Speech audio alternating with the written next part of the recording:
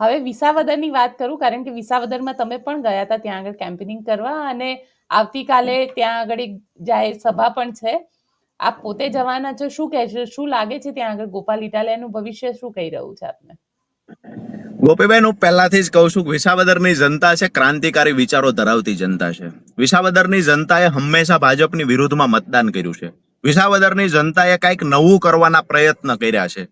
વિસાવદરની જનતા ક્યારેય પૈસાથી વેચાણી નથી, ક્યારેય કોઈના મસલ પાવરની સામે વિસાવદરની જનતા ઝૂકી નથી. અને પહેલી વખત હું જ્યારે 2 દિવસ રોકાઈ આવ્યો વિસાવદર, આજે પણ હું ત્યાં જ જાઉં છું. તો જ્યારે પહેલી વખત વિસાવદરની જનતાને જ્યારે અમે પૂછીએ છીએ કે ખરેખર ગોપાલભાઈમાં શું જોવો છો, લોકોનો એક જ અવાજ છે, એક જ જવાબ છે કે અમને જેવો મજબૂત લડાયક માણસ જોઈતો તો એવો માણસ આમ આદમી પાર્ટી આપ્યો છે. રિઝલ્ટ શું આવશે એ તો 2012 નું રિઝલ્ટ જોઈએ તો બી ખબર પડે છે, 2017 નું જોઈએ તો બી ખબર પડે છે. બાય ઇલેક્શન જ્યારે જ્યારે આવ્યા ત્યારે ભાજપની અગેન્સ્ટ વોટિંગ થયું છે, એટલે એ વિષય આવતો જ નથી. રિઝલ્ટ શું આવશે એ તો વિસાવદરની જનતાએ છેલ્લા 15 વર્ષથી નક્કી કરેલું છે કે ભાજપને તો મત નથી આપવાના. ભાજપની વિરુદ્ધમાં બાય ઇલેક્શન હશે તોય ભલે, મુખ્ય ચૂંટણી હશે તોય ભલે, ભાજપની વિરુદ્ધમાં મતદાન થશે. આવતીકાલે જ્યારે વિસાવદરમાં અમે સંમેલન કરવા જઈ રહ્યા છીએ, આજે પણ જુનાગઢમાં અમારી કોર કમિટીની મીટિંગ છે. વિસાવદર માટે અને આવનારી તાલુકા જિલ્લા પંચાયતની ચૂંટણીઓ માટે જે કાંઈ તૈયારીઓ કરવાની હશે, એને લઈને જે નિર્ણયો લેવાના હશે, પાર્ટીનું શીર્ષ નેતૃત્વ લેશે. પણ આવતીકાલની જે વાત છે તો એમાં વિસાવદરના અમારા બધા જ હોદ્દેદારો, એની સાથે સાથે દરેક ગામમાંથી જે કાર્યકર્તાઓ છે, આ તમામ લોકો કાલે ઉપસ્થિત રહેવાના છે. અને અમને એવી અપેક્ષા છે કે જે અમે વિચાર્યું છે એના કરતા પણ ખૂબ સારું એવું સંમેલન સફળ થશે. જી. પણ તમને કેમ એવું લાગે છે કે જનતા મત આપશે? કારણ કે ત્યાં આગળ વિકાસના કામોને લઈને મુખ્યમંત્રીએ હમણાં જ કરોડો રૂપિયાના વિકાસના કામોનું લોકાર્પણ કર્યું. અચ્છા, વિસાવદરની જનતાએ મને ગઈકાલે વિસાવદરના અમુક લોકોએ ફોન કર્યા, મુખ્યમંત્રી આજ દિવસ સુધી ક્યાં હતા, કેમ અત્યારે જ આ લોકાર્પણ કરવાની તૈયારીની શરૂઆત કરવી પડી? મને લોકો એવું કહે છે કે અમે ચૂંટણીની તૈયારી ચાલુ કરી દો, ચૂંટણી આવવાની ફાઇનલ છે. અમે પૂછ્યું કેમ, તો કે 2 દિવસ પહેલા રાઘવજીભાઈ આવ્યા હતા, મંત્રી શ્રી. અત્યારે મુખ્યમંત્રી લોકાર્પણ કરવા, વિકાસના કામોના લોકાર્પણ કરવા આવે છે. મતલબ સાફ છે, ચૂંટણી નજીક આવવાની છે, જનતાએ મૂડ બનાવી લીધો છે, તમે લડવાની તૈયારી સાથે મેદાનમાં ઉતરી પડો. વાત વિકાસની જ છે તો ત્યાંના ખેડૂતો કેમ દુખી છે? ત્યાંના યુવાનો કેમ આજે સુરત અને અમદાવાદ ન છૂટકે અહીંયા પોતાના બાપ દાદાની જમીન છોડી, મા બાપની વયોવૃદ્ધ હોવા છતાં ગામડે એકલા મૂકી અને છોકરાઓએ સિટીમાં શા માટે જવું પડે છે? દુઃખની વાત એનાથી મોટી ગોપીબેન કોઈ ન હોઈ શકે. જેને જગતનો બાપ આપણે કહીએ છીએ, ખેડૂત, એ આજે કોકના કારખાનાનો મજૂર બન્યો છે 10-12 હજાર રૂપિયામાં નોકરી કરવા માટે. શા માટે બનવું પડ્યું? જો વિકાસની જ વાત હોય તો સિંચાઈના પાણીથી ભેસાણને વંચિત રાખવામાં આવ્યું, વિસાવદરને વંચિત રાખવામાં આવ્યું, જુનાગઢ તાલુકાના જે ગામડાઓ છે એને પણ, એટલે કે વિસાવદર વિધાનસભાના ટોટલી ગામડાઓ આજે સિંચાઈના પાણીથી વંચિત છે. જો યુવાનો માટે કંઈક સારું કરવું હતું તો એ વિસ્તારમાં સારું જીઆઈડીસી હોત, એ વિસ્તારમાં સારા એવા કારખાનાઓ, ફેક્ટરીઓ આવી હોત. એ વિસ્તારમાં ભૂંડ રોજથી આજે ખેડૂતો ત્રાહિમામ છે. એક બાજુ દીપડા અને સિંહનો ડર છે, બીજી બાજુ ખુરશી લઈને આખી રાત ભૂંડ અને રોજને ટોવા માટે ખેડૂતોએ બેઠવું પડે છે. એટલે વિસાવદરના ખેડૂતો, યુવાનો અને ગરીબો મજદૂરો માટે આજ દિવસ સુધી સરકારે કાંઈ કર્યું નથી. વિકાસની વાતો થાય છે, વિકાસના લોકાર્પણ કરવામાં આવે, ખાતમુહૂર્તો કરવામાં આવે, માત્ર ને માત્ર કોન્ટ્રાક્ટર કોણ છે? કોન્ટ્રાક્ટર તો ભાજપ સાથે જોડાયેલો માણસ છે. એટલે વિકાસ ભાજપ સાથે જોડાયેલા લોકોનો થાય છે. ત્યાં સ્થાનિક ગરીબો અને ખેડૂતોની સામે કોઈએ જોયું નથી. અને આજ પણ ખૂબ બદતર ખરાબ હાલત કોઈની હોય તો વિસાવદરના ખેડૂતોની છે. અને વિસાવદરના ખેડૂતોની સાથે ગુજરાતભરના ખેડૂતોનો અવાજ વિધાનસભામાં બુલંદ બનાવવા માટે વિસાવદરની જનતા ગોપાલ ઇટાલિયાને વિધાનસભામાં મોકલશે, આ અમને કોન્ફિડન્સ છે. પણ સવાલ એ છે ને કે વિસાવદરની જનતા બહારના લોકોને ક્યારેય પસંદ નથી કરતા, તો વિસાવદરની જનતા કઈ રીતે ગોપાલ ઇટાલિયાને વોટ આપશે? ગોપીબેન, એવું આપણે ક્યાંથી માની લઈએ?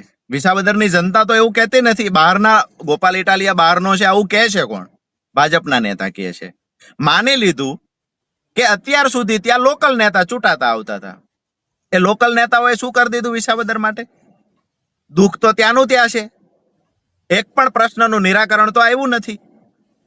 સાંસદ છે, સાંસદ તો લોકલ છે ને, ભાજપના જ છે. વિસાવદર વિધાનસભા માટે એક પણ કામ કર્યું હોય કે વિસાવદર વિધાનસભા માટે સાંસદ શ્રીએ લોકસભામાં રજૂઆત કરી હોય, આવો તો કોઈ મુદ્દો આપણી સામે આવ્યો નથી. મતલબ ત્યાં સ્થાનિક હોય તો જ ખીલો માર દે, બહારના હોય તો કાંઈ નહીં થાય. આ બધી વાહિયાત વાતો ભાજપનું આઈટી સેલ કરે છે. ભાજપનું આઈટી સેલ ગોપાલભાઈનું નામ જાહેર થયું ત્યારથી એના જૂના વિડીયો લઈ આવવા, એમાં એડિટિંગ કરવું, ગોપાલભાઈને ખરાબ ચિતરવા, આ સંપૂર્ણ પ્રયત્ન કરે છે. પણ વિસાવદરની જનતા અને હાલ જે યુવાનો છે એ સ્માર્ટ બની ગયા છે. હવે તમામ લોકો એન્ડ્રોઈડ મોબાઈલનો ઉપયોગ કરે છે. અમારા ખેડૂતોએ ખેતર બેઠા બેઠા એન્ડ્રોઈડ મોબાઈલનો ઉપયોગ કરે છે. આ વાતથી ભાજપના નેતાઓએ ખુશ ન થવું જોઈએ કે અમે વિકાસ કર્યો છે એમ. અમારા ખેડૂતોને હવે ખબર પડી છે કે ખરેખર જ્યાં સાચી વાત થાય છે તો એ સાંભળવા માટે એક એન્ડ્રોઈડ મોબાઈલ લઈ લો, દેણા ભેગું દેણું પડ્યું રહે છે. પણ કોકની બે વાત સાચી સાંભળવા મળશે ને એનાથી આપણા નોલેજમાં વધારો થશે. સ્કૂલો શાળાઓ તો આ લોકોએ બંધ કરી દીધી. વિસાવદરમાં એક મોટી સ્કૂલ પણ નથી. સરકારી શાળા બી હોવી જોઈએ. શાળાઓ છે તો અમે ગામડાઓના પ્રવાસ કર્યા, ઓરડા ઘટે.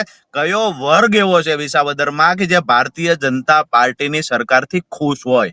એક વર્ગનું નામ આપો. એક પણ વર્ગ એનાથી ખુશ નથી. એટલે ક્યાંક ને ક્યાંક આયાતી છે, લોકડા ઢીકડા છે, જૂના વિડીયો લઈ આવવાના, આવું છે તેવું છે. એટલે ભાઈ તમારી પાસે મુદ્દા હોય તો મુદ્દાની રાજનીતિ કરો ને. શા માટે ખોટે ખોટા કાદવ ઉઠાડો છો? પણ રાજુભાઈ, સવાલ અહીંયા એ ઉભો થાય છે કે કોંગ્રેસ પોતાનો ઉમેદવાર ઉભો રાખશે તો બે બિલાડીના ઝઘડામાં વાંદરો ફાવી જાય, તો એવી સિચ્યુએશન થાય.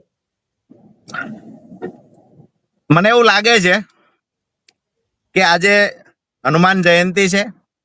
હનુમાનજીને પ્રાર્થના કરીએ કે કમસે કમ વાંદરા ખોટી રીતે ના ફાવે. અને આપે જે ઉપમા આપી છે એ પણ મને ખૂબ ગમી. પણ મૂળ વાત એ છે કે કોંગ્રેસ સાથે જે ચર્ચા થઈ હતી, પછી વાવની વાત હશે તોય ભલે, પોરબંદર વાળી બાય ઇલેક્શન અર્જુનભાઈની વાત હોય તોય ભલે, માણાવદરની વાત હોય તોય ભલે, અમારા જે શીર્ષ નેતૃત્વ અને કોંગ્રેસના શીર્ષ નેતૃત્વ સાથે એ વખતે જે ચર્ચાઓ થઈ હતી એ ચર્ચા એ મુજબ હતી કે જ્યાં બાય ઇલેક્શન આવે છે ત્યાં કોંગ્રેસનો ઉમેદવાર જીતેલો હતો અને ભાજપમાં જતા રહ્યા છે, ત્યાં કોંગ્રેસનો ઉમેદવાર લડશે. આમ આદમી પાર્ટીનો ઉમેદવાર હતા ત્યાં આમ આદમી પાર્ટી લડશે. મતલબ એ વખતે બધી ચોખવટો થયેલી છે. હું નથી માનતો કે ભાજપને ફાયદો કરાવવા માટે થઈ અને કોંગ્રેસ વિસાવદરમાં ઉમેદવાર ઉભા રાખે. ચર્ચાઓ જે બી થતી હોય, છેલ્લી ઘડીએ એવું બનશે કે કોંગ્રેસ વિસાવદરમાં ઉમેદવાર નહીં રાખે, કારણ કે કોંગ્રેસે જે કમિટમેન્ટ આપ્યું છે આ કમિટમેન્ટ પર કોંગ્રેસ ઊભી રહેશે. અને વિસાવદરની જનતાએ જે નક્કી કર્યું છે કે ખરેખર કોંગ્રેસે ઉમેદવાર ન રાખવો જોઈએ, આ અવાજ વિસાવદરની જનતાનો પણ છે. તો ક્યાંક ને ક્યાંક કોંગ્રેસના નેતાઓ જે છે એ 100% ભાજપને ફાયદો ન થાય અને ગોપાલ ઇટાલિયા જીતી શકે એવા પ્રયત્નના ભાગરૂપે અને ભૂતકાળમાં જે કમિટમેન્ટ આપ્યું છે એ કમિટમેન્ટ ક્યાંક ને ક્યાંક ચૂકાઈ ન જાય એટલા માટે ગોપાલ ઇટાલિયાને ત્યાં લડાવશે અને કોંગ્રેસ ઉમેદવાર નહીં રાખે. આ ઉમ્મીદ અને અપેક્ષા અમારી છે. તમારી ઉમ્મીદ અને અપેક્ષા છે, પણ કોંગ્રેસે અધિવેશન કર્યું અને કોંગ્રેસને આશા છે કે હવે જે ચૂંટણી આવે એ દરેક ચૂંટણીની અંદર કોંગ્રેસ ચૂંટણી જીતે અને પોતે તો ઉમેદવાર ઉભા રાખશે જ. પણ સવાલ અહીંયા એ ઉભો થઈ રહ્યો છે કે જો કોંગ્રેસ ધીરે ધીરે પોતાની જાતને સ્ટ્રોંગ કરતી જઈ રહી છે તો તમને લાગે છે કે વિસાવદરની અંદર હર્ષદ રીબડિયા પણ કોંગ્રેસમાંથી જ હતા, તો હર્ષદ રીબડિયા કે પછી સામે ભૂપત ભાયાણી તમારી પાર્ટીમાં હતા પણ એ મૂળ ભારતીય જનતા પાર્ટીના, એટલે તમને એવું લાગી રહ્યું છે કે ક્યાંક ઉમેદવારોનું સિલેક્શન પણ ખૂબ માયને રાખશે? ખૂબ સારો સવાલ છે ગોપીબેન. કોઈ પાર્ટી પર મારો આક્ષેપ નથી, પણ ભાજપને વિસાવદરની જનતાએ સ્વીકારી નથી. એના બદલામાં કોંગ્રેસને મત આપ્યા. જ્યારે ત્રીજો વિકલ્પ 2012માં જીપીપી આવ્યું તો જીપીપી ને ત્યાંથી જીતાડ્યું. ભાજપ અને કોંગ્રેસ બંનેને છોડી દીધું. બહુ સમજવા જેવી વાત છે. ત્યાર પછી ઇલેક્શનોમાં ભાજપ અને કોંગ્રેસ આવી તો કોંગ્રેસને પસંદ કરી. 17માં આમ આદમી પાર્ટી, જેવી રીતે જીપીપી આવી 12માં એવી રીતે 22માં આમ આદમી પાર્ટી આવી. તો બંને ભાજપ કોંગ્રેસને છોડી અને લોકોએ આમ આદમી પાર્ટીને સ્વીકારી. બહુ સમજવા જેવી વાત છે કે ભાજપને તો ક્યારેય સ્વીકારવાના નથી વિસાવદરના લોકો. ભાજપની અગેન્સ્ટ કોઈ બીજું નથી તો કોંગ્રેસને મત આપે છે. અને જો ત્રીજી પાર્ટી આવે છે તો વિસાવદરની જનતા, એનો ઇતિહાસ છે કે ત્રીજી પાર્ટીને મત આપીને જીતાડીને મોકલા છે. વાત એ છે કે બે બિલાડી લડે તો વાંદરો ફાવે, જે તમે કીધું આ વાત અમે માનીએ છીએ. પણ જે લોકસભામાં 2022માં તો અમે કોંગ્રેસ બંને ભોગવું છે, આ જાહેરમાં સ્વીકારવા જેવી બાબત છે. અપેક્ષા રાખીએ છીએ કે આવનાર સમયમાં એવું ન થાય. ગુજરાતની જનતાનું મોરડ તૂટે છે. નિરાશ કોણ થાય છે ગોપીબેન? રાજકીય પાર્ટીના નેતાઓ તો પછી થશે. આજે ગુજરાતની જનતા નિરાશ થાય છે. બંને અલગ અલગ લડે છે, લોકો એનાથી ત્રાહિમામ થઈ ગયા છે. એટલે સીધી વાત એ છે કે ગઠબંધન જે ચર્ચા થઈ હતી એ મુજબ ગઠબંધન ટકી રહેવું જોઈએ. આવનારી ચૂંટણીઓમાં જે કાંઈ થશે તે નવી વાત છે, પણ આ વિસાવદર વાળું ગઠબંધન તો ગત બાય ઇલેક્શનમાં થઈ ગયેલું છે. લોકસભાની ચૂંટણી વખતે એની ચર્ચાઓ થઈ ગયેલી છે. તો આ ગઠબંધન મને એવું લાગે છે કે કોંગ્રેસ એનું કમિટમેન્ટ નહીં તોડે. જી ચલો રાજભાઈ, આપ અમારી સાથે જોડાયા. આપે સુરેન્દ્રનગર અને વિસાવદરને લઈને જે ચર્ચા કરી તેના માટે આપનો ખૂબ ખૂબ આભાર. Thank you. તો આપ શું વિચારો છો મને કોમેન્ટ બોક્સમાં ચોક્કસથી લખીને જણાવજો, અને અમારી ચેનલ નિર્ભય ન્યૂઝને લાઇક, શેર અને સબસ્ક્રાઇબ કરવાનું ભૂલશો નહીં. આભાર.